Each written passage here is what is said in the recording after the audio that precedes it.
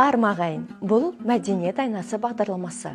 Бүгінгі хабарда Көсемәлінің көркем әлемі, Таразда жазушы, журналист Көсемәлі Сәттібайұлының 65 жасқа толуына арналған шығармашылық кеш өтті. Құрманбек Жандарбеков атындағы Жетісай драма театрына 55 жыл. Асқар Тоқпанов атындағы Жамбыл облыстық қазақ драма театрында премьера «Құсалық» драмасы.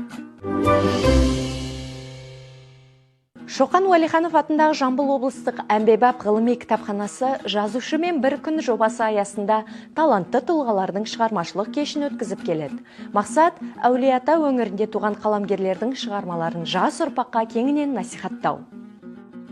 Бүгінгі кеш биыл 65 жасқа толып отырған Қазақстанның еңбек сіңірген қайраткері, халықаралық Алаш әдеби сыйлығының лауреаты, құрмет орденінің иегері, жазушы, журналист Көсемәлі Сәттібайұлына арналды. Көсемәлінің көркем әлемі атты шығармашылық кеш Көне Тараз тарихи этномәдени кешеніндегі көркем сурет галереясында өтті.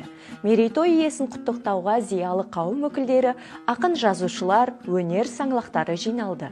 Қаншама адамдар, достарым, замандастарым келіп отыр, мектептегі класстастарым келіп отыр, әріптестерім, басшыларым келіп отыр. Соның бәріне рахмет айтаймыз. Құдай қаласа, тарды жақсылап жазып, халықтың ойынан шығатын дүниелер жаза береді деп ойлаймын. Салтанатты іс-шараға жиналғандар бүгінде ел ағасына айналған журналистика мен жазушылықтың құстың қос қанатындай тең ұстап келе жатқан қаламгерлердің шығармалары туралы айтты. Бұл іс-шарамыз бәріңізге белгілі журналист, жазушы, Тараз және Талас ауданының құрметті азаматы Көсемәлі Сәттібайұлының 65 жылдығына арналған Көсемәлінің Көсем әлемі атты шығармашылық кеші өтті.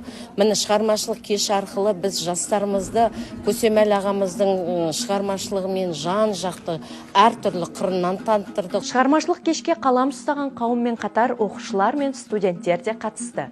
Кенен Әзірбаев атындағы Жамбыл облыстық филармониясының, Асқар Тоқпанов атындағы Жамбыл облыстық қазақ драма театрының, Баласағұн атындағы филармонияның әншілері әнмен шашу шашты. Бастап кезде Елен Әлімжан, Шырын Мамасерікова, Айша Көпжасарова, Ғани Әлімбекқызы, Үміт Бетеноваларға арналған шаралар өтті.